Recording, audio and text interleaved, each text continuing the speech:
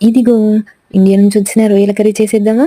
అయితే వచ్చేయండి. బేసికల్‌గా నాకు టమాటా కర్రీ నచ్చదు. కానీ టమాటా రొయ్యలంటే పిచ్చిష్టం.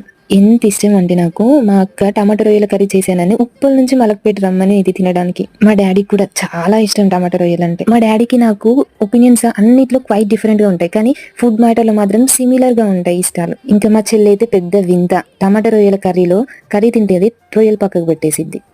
యాజ్ యూజువల్ రొయ్యలు తీసుకుని దాన్ని డ్రై రోస్ట్ చేసేసుకోండి ఫస్ట్. తర్వాత కర్రీ కోసం ఆయిల్ పెట్టేసి పోపు అన్ని వేసేసుకొని ఆనియన్, పచ్చిమిర్చి, కొంచెం కరివేపాకు అది వేగిన తర్వాత కొంచెం పసుపు, అల్లం పచ్చివాసన పోయిన తర్వాత టమాటాలు వేసేసుకోండి. టమాటాలు బాగా మగ్గిన తర్వాత కారం, సాల్ట్, కావాల్సిన మసాలాలు అన్ని వేసుకున్న తర్వాత డ్రై రోస్ట్ చేసుకున్న రొయ్యల్ని కొంచెం వాటర్ లో తీసేసి, ఎందుకంటే డస్ట్ ఉంటది కదా ఆ రొయ్యలకి, కొంచెం వాటర్ లో అని తీసేసుకుని వెంటనే టమాటాలలో వేసేసుకోండి.